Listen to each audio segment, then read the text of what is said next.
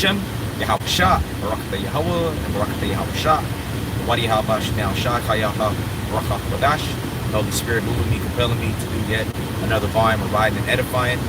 And the subtitle is, which I think it's The Spirit is Moving. Yeah, the Spirit is moving, because I had scheduled the stream, and I was gonna do it when I was on the way to the gym. But then a brother had called me, so I talked to him, and then I got my workout in before I got all these clients today. But hey, the spirit is moving, and I want to speak about what's going on over there in Niger, which I believe, if I'm not mistaken, that's a former French colony.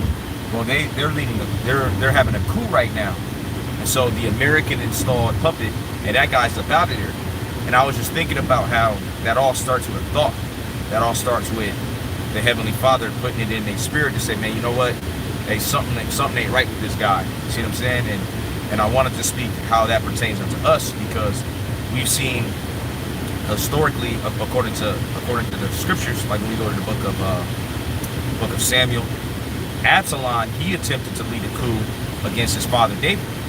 You know, he sat at the gate and he would intercept the people that was coming to David, because you see this in Game of Thrones. I know a lot of us, we're into that show, Game of Thrones, and you see that the king, he'll sit on the Iron Throne, and what was he doing? He was counseling.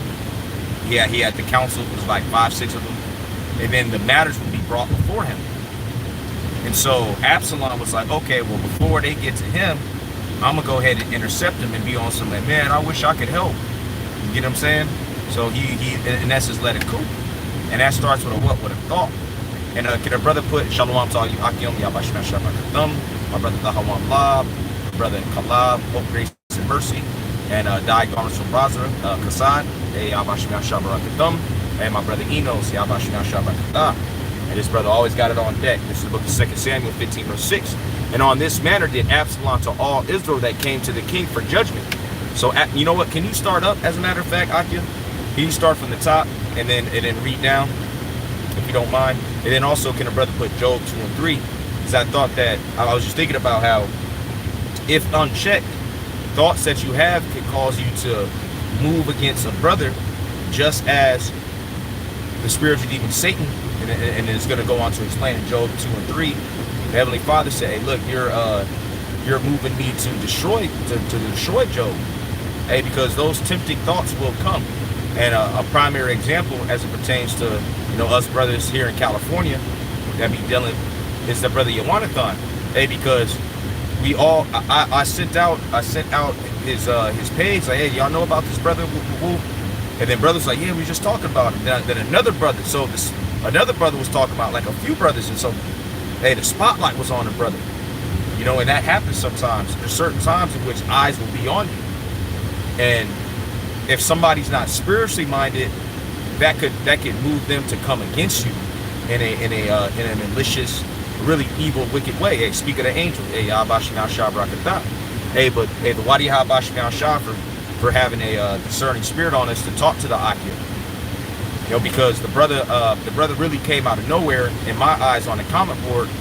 And so the brother raised some eyebrows, but then we ended up talking to the brother, and it turns out, hey, the brother's been super solid. Speaking about you, brother Yawanathan, and Yabashim Shah Brakatah. Hey, but this is the book of Job, chapter 2, verse 3. And Adonai Yahweh said unto Satan, hast thou considered my servant Job, that there is none like him in the earth, a perfect and an upright man, and one that escheweth evil, and still he holdeth fast his integrity. That's right. And so when we get put on the spotlight, we have to maintain our integrity, because it's easy to lash out and be like, man, why the niggas looking at me like this, man? Look, man, you don't even know me. But that's the Heavenly Father trying you. And us, we can all testify to having that spotlight on us and feel like everybody looking at you some type of way. And still he holdeth fast his integrity. Here's the point, although thou movest me against him to destroy him without cause. That's right. So guess what? That spirit will come to you. And you might really be looking at a brother a certain type of way, or certain brothers. Hey, but that brother, if he's in a spiritual mind, he's going to perceive what's going on. And if you're of a spiritual mind, you're going to understand, you know what? That's just Satan. I'm going to read this again.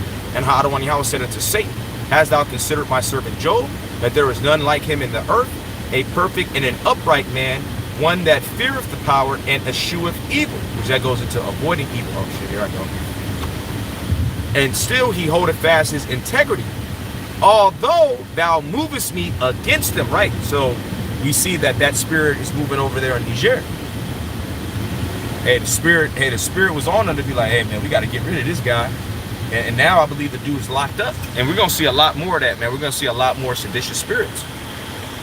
And still he holdeth fast his integrity, although thou movest me against him to destroy him without cause. That's right. So us brothers, we got to be discerning if it's Satan trying to get in our mind concerning a brother, especially right now, because hey, we about to start doing those victory laps. It's already getting super spiritual, yet we're about to get crowned.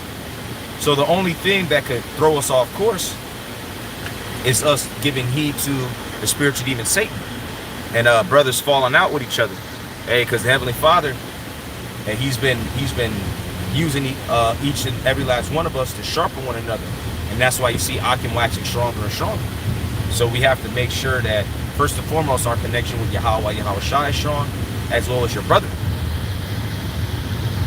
So now, yep, 2 Samuel 15, and from the top.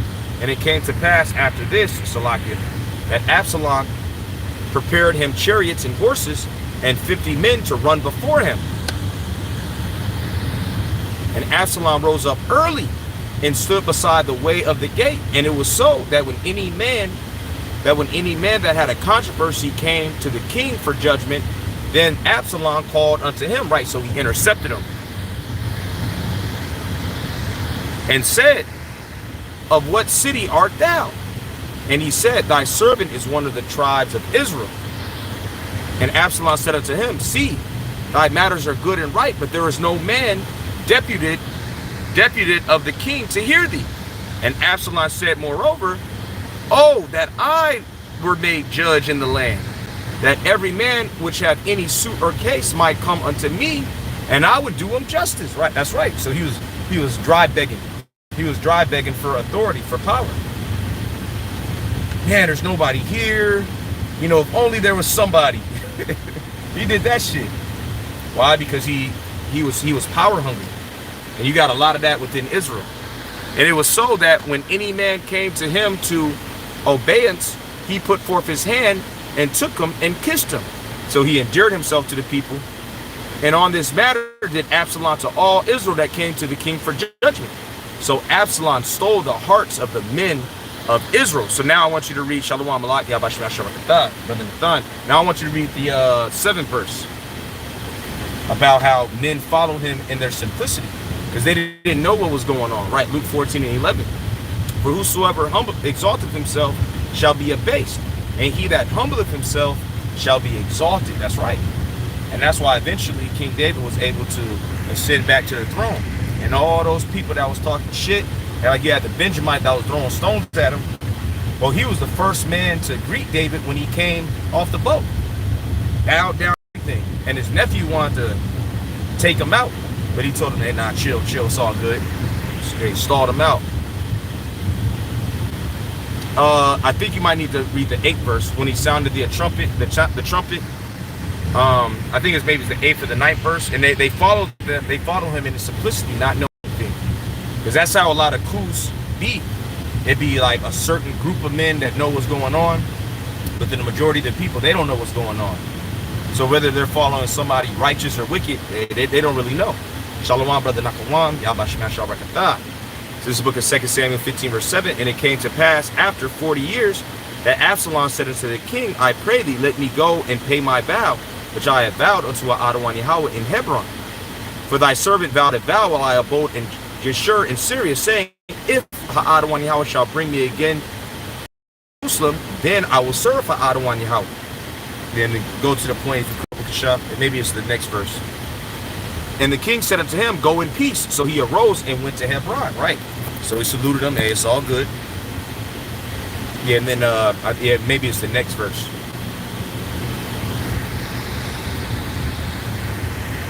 And we see that going on in Israel right now. You see men there, they're following other men in their simplicity, not knowing anything at all. No? Yeah, if you can just grab that next one. And then I'll go ahead and wrap up.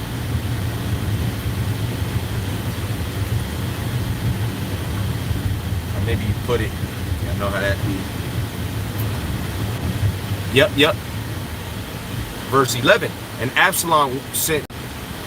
And Absalom went 200 men out of Jerusalem that were called, and they went in their simplicity, and they knew not anything. That's right, man. So that's how them coups be working. You have men that go, they don't really know anything. It might be like a group of 4 or 5, maybe 10 men, and they're all in on it.